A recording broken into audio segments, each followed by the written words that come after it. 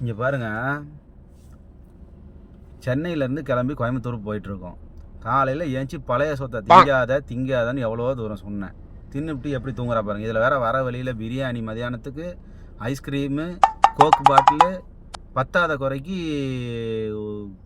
Chocolate, அதுவும் diary milk, silk வேணுமா அவளுக்கு. சில்க்கு இவ்வளோ தின்னுட்டு தீனி என்ன தின்னுட்டு தூங்குறா பாருங்க. நான் வண்டி நிப்பாட்டினது கூட அவளுக்கு தெரியல.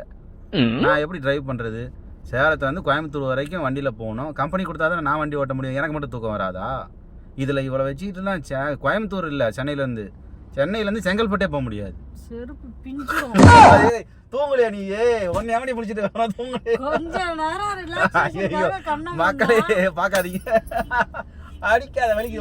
அப்புறம் நான் வண்டி ஓட்டிட்டு இருக்கிறேன். வண்டி நிறுத்தினது கூட தெரியாம நீ பாட்டு கனமடி தூங்கிட்டு இருந்தேன். நான் எப்படி வண்டி நிறுத்திட்டு நீ வேற எதுனா ஜல்சா பண்ண போறியா? ஜல்சா பண்றாங்க, ஜல்சா அப்படி நிறைய லைனா நிக்கிறாங்க. கண்ணை மூடிட்டு ரிலாக்ஸ் பண்ணிட்டு இருந்தேன். நான் தூங்கவே இல்லை. நீ பேசின எல்லாத்தையும் நான் கேட்டேன். இந்த வீடியோ நீ இந்த வீடியோ வந்து தூங்குறது, நான் டிரைவ் பண்றேன், என் ஒய்ஃப் பக்கத்துல உட்காந்து தூங்குறா. அது நல்லதா கெட்டதா தப்பான விஷயமானு கமெண்ட் பண்ணுங்க. என் ஒய்ஃபுக்கு தெரியணும். நீ போன் எடுத்து அங்க டபக்குன்னு பண்ணும்போதே ஏதோ பண்ண போறான்னு தெரியும் எனக்கு.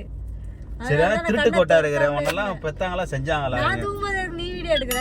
நீ தூங்குறது தெரியணும்ல. ஒருத்தன் டிரைவ் பண்ணும்போது பக்கத்துல இருக்கவங்க தூங்க கூடாதுங்கிறது ஒரு ஜெனரல் நாலேஜ் தெரிஞ்ச விஷயம். நீ தூங்கிட்டே இருந்தா நான் வண்டி ஓட்ட வேணா, எனக்கு தெரியவே கிடையாது.